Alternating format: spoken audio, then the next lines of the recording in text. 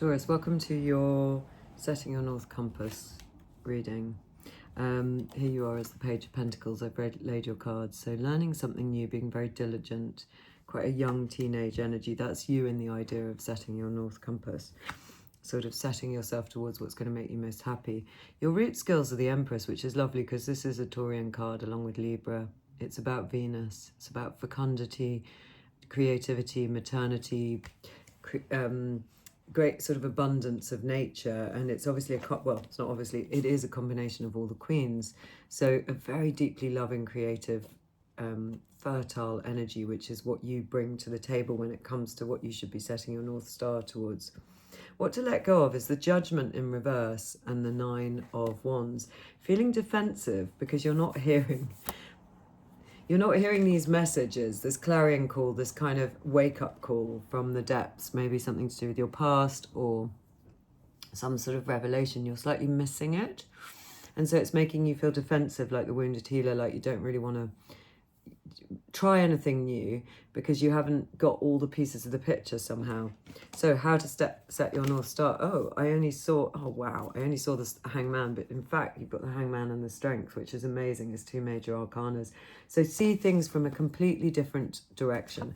Listen to that judgment. That's what you need to let go of, which is not listening to it. Start to really listen to a different perspective, and then use your female magician with the Strength. You can wrestle with more difficult feelings so that you don't just feel defensive like this character and like you want to lash out or defend yourself or not play, not joining in. You can kind of wrestle with the more uncomfortable aspects of this, whatever it is that you're needing to go towards, but you need to see it in a fresh way. And where it's leading, the Two of Cups, amazing. Finding a partnership between two very different energies, a love, a deep admiration, respect, friendship. It's absolutely lovely. The Salvador Dali's are saying the Eight of Wands. Well, that's like Eight of Swords. That's a bit like your Nine of Wands. So it's counselling. Don't get stuck up in your head and sort of tell yourself that you're a victim. That's a bit like that Nine of Wands, as I said. You need to remember how magnificent you are with all these majors, the Empress, the Strength, the Hangman, and then the Lovers coming. Try not to underestimate your powers about getting what you want. Wow. And then the Wheel of Fortune. That's a lovely depiction. These are new to me. We're just going to have a look at it. There's a crow at the top, and springtime flowers, which is, your time of birth. So maybe it's trying to say, or maybe a bit before spring, lilies. Maybe it's trying to say there's a little bit of time and then the change is coming. Or just jump in and affect some change. Know your true strength.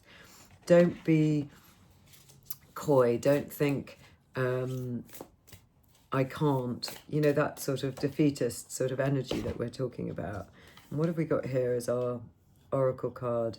Distorted perceptions. Just as I was saying, you're not really getting how strong you are. This says, reality, sorry, I've got to get the light on it. Reality is rarely what we are raised to believe it is. And maybe in this case, you've not been raised to understand how incredibly strong and magnificent and empress-like you are. And so you need to change your perspective and sort of hear that wake-up call from your past and realize that you've got everything you need. You're not just the student. I mean, interestingly, she's quite a young energy again, and where you're at is the Page of Pentacles. She looks like a kind of young teen as well.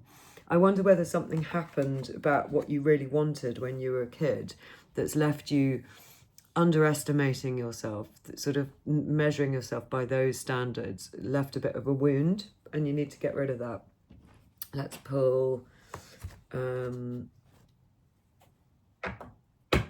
another tarot card here. Any other comments on this lovely reading for Taurus? Such a beautiful day today. I don't know where everyone's watching this from, but we had that clear light, and it was just so needed. So now judgment is now turning up the right way around with the Four of Cups.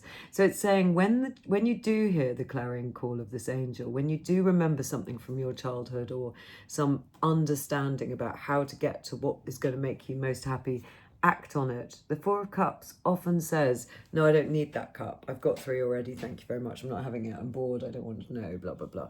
You have got to grasp it. That's what the cards are saying. Please take it. Don't leave it. If you hear that sort of truth of yourself, then that is your moment to go for it and jump in and change this Wheel of Fortune, because there could be love waiting for you. Maybe it's not about work or creativity. Maybe it's about partnership, and you felt hurt in the past, but you're ready now. And then strength turning up for you again, and this time it's with the Seven of Swords. So the strength to defend your boundaries, to keep your power. So if this is about a relationship, work or other love, it's saying, you know, you might have felt defensive before because you felt as if somehow you gave your power away, you were leaking power somehow, you weren't looking out for it properly. You know, that Seven of Swords where he's sneaking off, and here the crow's taking some of the swords. But actually, we know now you've got 2 lots of strength. So see yourself differently. You can defend yourself. You can be loving and subtle, and yet not leak any power if that starts to happen or has in the past. Right, so finally, this is a really quick reading, but maybe that's what it's meant to be, because it's just very clear energy. We've got a blessing for unity where once there was division. So these are lovely cards with blessings in them. And what number is that? 37. So I'm going to read you that. A blessing to help accept the differences between you so that they inspire conversation and exploration, interest and discovery, rather than separation and rejection. May the division between you be left behind as you both begin to build a bridge of light formed from the willingness within your hearts to find your way back to the common vision. May the differences be worked through with the highest good of all concerned, the foremost goal. May the differences that remain be ones that bring spice and change and agility to your ways of thinking. And may the bridge that is built between you all be strong and sturdy, lasting through the ages. May the newfound unity recognize that there is not sameness, but a oneness of vision, a weaving together of dissimilar threads to create a glorious picture of paradox and complementary opposites. Do you see how their threads, their clothes are literally different? They're different and yet united. Let the antagonism and